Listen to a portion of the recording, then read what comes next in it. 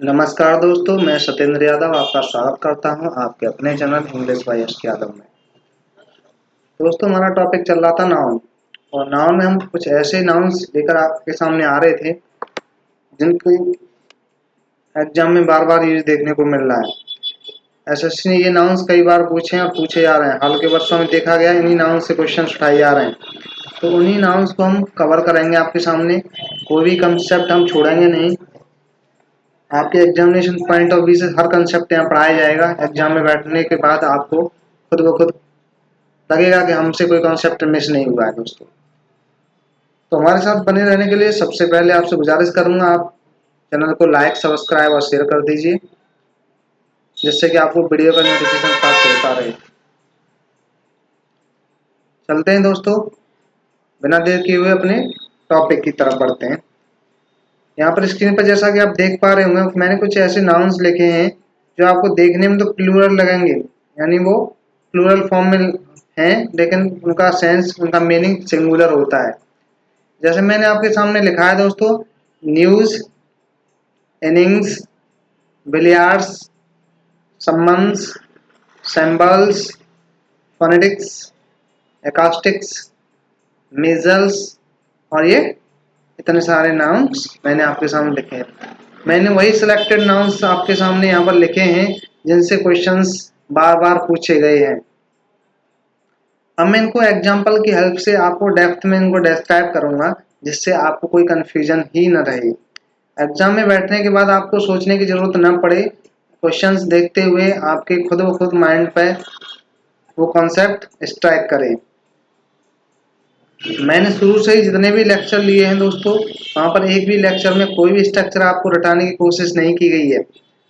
Concept को इस तरीके से डेप्थ में डिस्क्राइब किया गया है कि ना आपको रटने की जरूरत नहीं रहेगी, ना आपको याद करने की जरूरत रहेगी। बस आप उतने ही, जितना मैं बोल रहा हूँ मुँह से, उतना आप सुनिए ध्यान से, और जो स्क्रीन पर लिखा हुआ है उसको देखते रहिए। मैं वादा करता हूँ आपसे कि आपको किसी भी चीज़ को रटने की जरूरत नहीं रही। हाँ, आपको वोकैब वाला पोर्शन रटना है।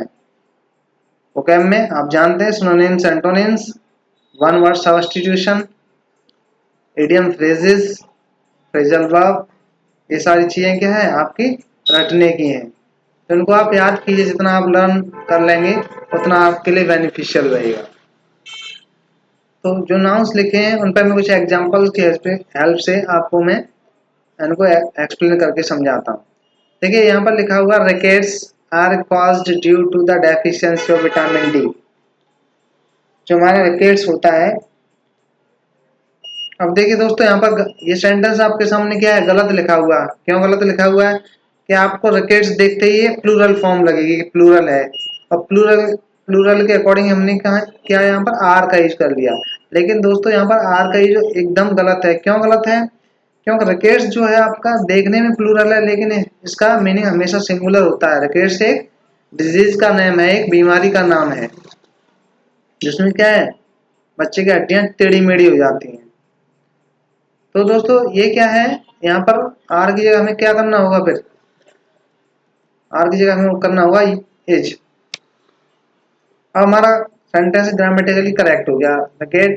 Rickets is caused due to deficiency of vitamin D.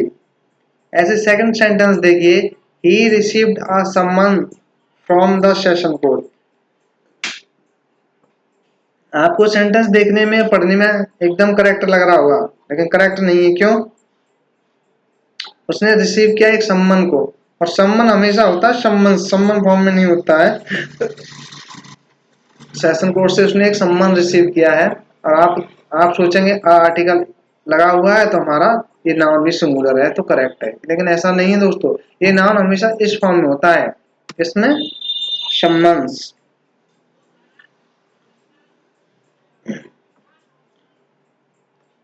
तो ये था हमारा कि हमने सम्मन से, कोर्ट वाला सम्मन होता है वो हमेशा प्लूरल फॉर्म में ऐसे देखने को मिलेगा आपको, इसमें आप सिंगुलर यूज नहीं कर सकते। अब हमारा सेंटेंस करेक्ट हो चुका है। देखते हैं कुछ और ऐसे ही नाउन्स जो हमें एग्जाम में देखने को मिलेंगे और हम वहां पर कंफ्यूज हो जाते हैं। देखिए दोस्तों, यहाँ पर क्या है, मैंने कुछ ऐसे नाउन्स लिखे हैं आपके सामने जो देखने में तो सिंगुलर है, लेकिन उनका मीनिंग जो होता है वो प्लूरल होता है, वो प्लूरल फॉर्म में होते हैं वो। जैसे पीपल देखने में सिंगुलर लग रहा है क्योंकि इनके साथ एस या एस नहीं लग रहा। आप मोस्टली वर्ड्स में क्या है, एस या एस लगा देंगे तो उनको हम प्लूरल बन जाता है, लेकिन यहाँ पर ऐसा नहीं है। जैसे पीपल, पीपल में क्या है, बहुत सारे लोगों के लिए पीपल वर्ड का यूज किया जाता है। पुलिस, ये क्या, पुलिस एक आदमी को पुलिस नहीं, ये क्या है, ग्रुप होता है, ये क्या कलेक्टिव नाउन्स है। पोल्ट्री, यहाँ पर भी कई सारे क्या होते हैं हमें, मुर्गी फार्म जो होता है उसको कहते हैं पोल्ट्री। पिजेंट्री, खेतिहार, किसान। जेंट्री, ये क्या दोस्तों, अपने रिच क्लास के लोग होते हैं। क्लर्जीज, पादरी जो चर्च में। इलेक्टोरेट, वर्मिन, वर्मिन दोस्तों ये होता है वर्म लाइक, जो अपने वर्म लाइक अर्थवर्म, जितने वर्म वर्म्स होते हैं ना उनके लिए हमें यूज करना होता है वर्मिन। जैसे अर्थवर्म है और बहुत सारे दूसरे वर्म है, उन सब के लिए एक कलेक्टिव नाम का प्रयोग होता है वर्मिन, ये प्लूरल होता है, देखने में सिंगुलर। ऐसे कैटल, कैटल क्या आपने देखने में सिंगुलर लग रहा है लेकिन इसका मीनिंग हमेशा प्लूरल होता है। तो यहाँ पर देख लेते हैं कुछ एग्जांपल्स इन नाउन्स के ऊपर। जैसे there were no gentries present at the party. First sentence, there were, जहां मेरा कर्सर मूव कर रहा है, there were no gentries present at the party. अब दोस्तों यहाँ पर आपने क्या, जेंट्री, जेंट्री जो यूज किया है वही गलत यूज कर दिया है। क्यों, ये प्लूरल फॉर्म में इनका ऑलरेडी मीनिंग प्लूरल होता है और ये जेंट्री वर्ड अपने आप में प्लूरल होता है, तो इसको इस तरीके से प्लूरल नहीं बनाया जा सकता है। इसमें एस या एस हम लगा दें तो हमारा क्या आ जाएगा वर्ड यहाँ पर correct, gentry. There were no gentry, और यहाँ पर देखिए वर लगा हुआ है, क्यों कि हमारा जेंट्री जो है प्लूरल होता है, तो हमने उसके लिए वर का यूज किया है। सेकंड सेंटेंस देखिए, हु ओन्स दिस पोल्ट्री। अब देखिए यहाँ पर मैंने बताया क्या था कि पोल्ट्री जो होता है वो एक प्लूरल नाउन है, और प्लूरल के साथ हमें क्या है, दोज या दीज का प्रयोग करना है। लेकिन यहाँ पर दिस तो सिंगुलर के लिए यूज होता है, तो हमें क्या करना है, हु ओन्स दीज पोल्ट्री। जब पोल्ट्री हमारा नाउन जो है वो प्लूरल है, और प्लूरल के अकॉर्डिंग हमें उसके लिए डिटरमाइनर्स का यूज करना होगा दोस्तों। The electorate should cast his vote wisely. देखिए मैंने लिखा है आपको इलेक्टोरेट, इलेक्टोरेट क्या होता है, प्लूरल नाउन होता है, तो ये प्लूरल नाउन है इलेक्टोरेट, तो इसके साथ जो है ये डिटरमाइनर हिज है, वो भी तो प्लूरल के लिए जैसा यूज होता है वही तो होता होगा, जो प्लूरल के लिए यूज होगा डिटरमाइनर वही हमें यूज करना होगा। क्या, the electorate should cast their vote, ये अब सेंटेंस करेक्ट है। आपको एसएससी एग्जाम में हूबहू क्वेश्चंस देखने को मिलेंगे, आपको यही कंसेप्ट मिलेगा, इससे कोई भी इतर उत्तम नहीं। जैसे मैंने एक सेंटेंस लिखा हुआ है आपके सामने, there is no cattle in the field. यहाँ पर क्या, कैटल जो नाउन है अपने आप में प्लूरल होता है, लेकिन इसके साथ हमने जो हेल्पिंग वर्ब यूज कर लिया दोस्तों, जो वर्ब यूज कर लिया वो क्या है अपनी, इसको हेल्पिंग वर्ब नहीं कहेंगे आप, मैं पढ़ा चुका हूँ इस पे लेक्चर, ये हेल्पिंग वर्ब नहीं है। और हेल्पिंग वर्ब मानेंगे आप इसको तो फिर इसके साथ मेन वर्ब कहाँ है, इसलिए ये हेल्पिंग वर्ब नहीं है, हेल्पिंग वर्ब भी नहीं है, मेन वर्ब भी नहीं है, फिर कौन सी वर्ब है, ये समझने के लिए आप हमारा एक लेक्चर देखिए, लेक्चर 2, वहां पे आपको ये कंसेप्ट क्लियर होगा। मैं क्या कहता हूँ, मैं आपसे बार बार एक ही चीज बोल रहा हूँ शुरू से कि आपको सारे वीडियो देखने होंगे, क्योंकि हर टॉपिक एक दूसरे टॉपिक पे बेस्ड होता है। एक ही सेंटेंस में बहुत सारे कंसेप्ट्स का यूज किया जाता है, ऐसा नहीं है कि एक सेंटेंस लिखा हुआ है तो उसमें केवल एक ही कंसेप्ट, उसमें सारे ग्रामेटिकल्स कंसेप्ट यूज किए होते हैं। तो मैं चूंकि मैं यहाँ पर नाउन पढ़ा रहा हूँ तो आपको केवल नाउन ही देखूंगा। यहाँ पर कैटल हमारा क्या, प्लूरल नाउन है, प्लूरल नाउन है तो उसके साथ जो वर्ब है वो भी तो प्लूरल होनी चाहिए, तब हम क्या कर देंगे, there are no cattle in the field. देखिए अब इन नाउन्स के साथ अपोस्ट्रोफी का यूज कैसे होता है, बहुत ही इंपॉर्टेंट कंसेप्ट है, उसको समझ लीजिए आप।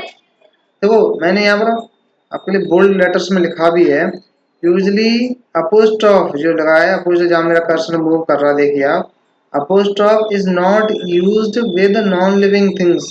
अपोस्ट्रोफ यूज क्यों किए जाते हैं? इनका पॉजिटिव केस को शो करने के लिए। किसका? पॉजिटिव केस शो करने के लिए तो अपोस्ट्रोफ का यूज किया जाता है। लेकिन दोस्तों यहाँ पर क्या है, नॉन लिविंग थिंग्स के साथ हमें अपोस्ट्रोफ का यूज नहीं करना है। अगर हमें नॉन लिविंग थिंग्स का लिए पॉजिटिव केस शो करना है तो उसके लिए अलग अलग यूज है, मैं आपको बताऊंगा अभी। ले चलता हूं आपको एग्जांपल की ओर। देखिए दोस्तों, यहाँ पर क्या है, ये हमेशा ट्रू नहीं होता है कि अपोस्ट्रोफ नॉन लिविंग थिंग्स के साथ यूज नहीं होता है। ये कंसेप्ट आपका हमेशा ट्रू नहीं है। ये कहाँ फेल हो जाएगा हमारा? इडियम्स के केसेस में, जैसे एट स्टोन्स थ्रो। देखो यहाँ पर अपोस्ट्रोफ लगा हुआ है, स्टोन तो नॉन लिविंग थिंग्स है, फिर भी क्या है यहाँ पर अपोस्ट्रोफ एस लगा हुआ है।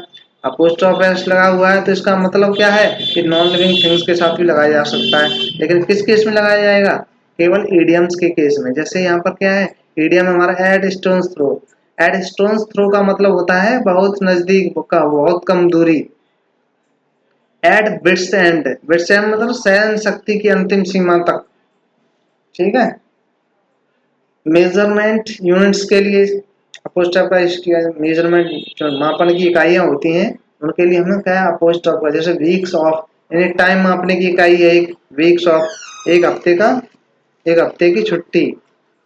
और टन्स वेट, यानी एक टन वेट, एक टन का वेट। तो यहाँ पर ये नॉन लिविंग थिंग्स के लिए भी हमने अपोस्ट्रोफी का यूज किया है। तो ये केवल इडियम्स के केसेस में होगा, या फिर मेजरमेंट यूनिट्स के केस में होगा, या किसी चीज का हम पर्सोनिफिकेशन कर रहे हैं, यानी किसी नॉन लिविंग थिंग्स को हम ऐसे यूज कर रहे हैं जैसे कि वो पर्सन है। जैसे यहाँ कंट्रीज ऑनर, देश का सम्मान, देश की गरिमा। तो यहाँ पर हमें हम अपोस्ट्रोफी का यूज करना है। इसको देश को हमने कैसे यूज कर लिया यहाँ पर, जैसा है एक व्यक्ति है यानी एक पर्सन है, ऐसे यूज किया है। तो यहाँ पर क्या है, सम्मान किसका होता है? व्यक्ति का होता है। लेकिन यहाँ पर क्या है, कंट्री को भी हमें सम्मान दर्शाना है तो हम क्या करेंगे, उसको भी अपोस्ट्रोफी से डिनोट कर देंगे। डेथ हैंड, मृत्यु के हाथ। अरे आदमी के हाथ होते हैं, मृत्यु के हाथ थोड़ी होते हैं। लेकिन यह क्या है, पर्सोनिफिकेशन किया जा रहा है किसी चीज का, यानी मानवीकरण कर दिया गया है, उसको मानव मान लिया गया है, उसको मानव बनाकर प्रदर्शित किया जा रहा है। तब हम क्या करेंगे, यहाँ पर अपोस्ट्रोफी एस का यूज करेंगे। दोस्तों यहाँ पर देख लीजिए, सेंटेंस देख लीजिए। यहाँ मैंने एक सेंटेंस लिखा हुआ है, the umbrellas colour is black. एकदम इनकरेक्ट सेंटेंस है। क्यों है दोस्तों? अम्ब्रेला एक नॉन लिविंग थिंग्स है, और अम्ब्रेला जब नॉन लिविंग थिंग्स है तो उसमें पॉजिटिव केस दर्शाना है। पॉजिटिव मतलब उसका अधिकार दर्शाना है। तब हम क्या करेंगे दोस्तों, वहां पर अपोस्ट्रोफी एस का यूज नहीं करेंगे नॉन लिविंग थिंग्स के साथ। नॉन लिविंग थिंग्स के साथ अपोस्ट्रोफी इसका एस का यूज तभी करेंगे या तो वो इडियम्स हो, या फिर मेजरमेंट यूनिट हो, या फिर किसी चीज का पर्सोनिफिकेशन कर दिया गया हो, तब हम अपोस्ट्रोफी एस का यूज करेंगे। अब इसको हमें सही कैसे होगा सेंटेंस, ये फर्स्ट सेंटेंस जो लिखा है the umbrella colour is black, उसका सही यूज कैसे होगा? The colour of umbrella is black, ये करेक्ट सेंटेंस है। हमें अगर किसी नॉन लिविंग थिंग्स का पॉजिटिव केस दर्शाना ही है तो हम इस तरीके से जाएंगे, colour of umbrella, not as umbrella's colours. तो हमारा ये सेकंड सेंटेंस अब करेक्ट हो गया, colour of umbrella is black, छाते का रंग काला है। तो दोस्तों उम्मीद करता हूँ मैंने आज जितना आपको बताया है, छोटे से एक दो कॉन्सेप्ट बताए हैं। मैं नेक्स्ट वीडियो में थोड़ा सा इसको वीडियो में ज़्यादा से कॉन्सेप्ट लेके आऊँगा जिससे कि आपको एग्जाम में हेल्प मिले दोस्तों। तो थैंक्स फॉर वाचिंग। मैं समझता हूँ आज के लिए इतना ही काफ़ी है। नेक्स्ट वीडियो में मिलते हैं कुछ नए कंसेप्ट के साथ। हमारे साथ बने रहने के लिए दोस्तों चैनल को लाइक, सब्सक्राइब और शेयर करना ना भूलिए। मिलते हैं नेक्स्ट वीडियो में।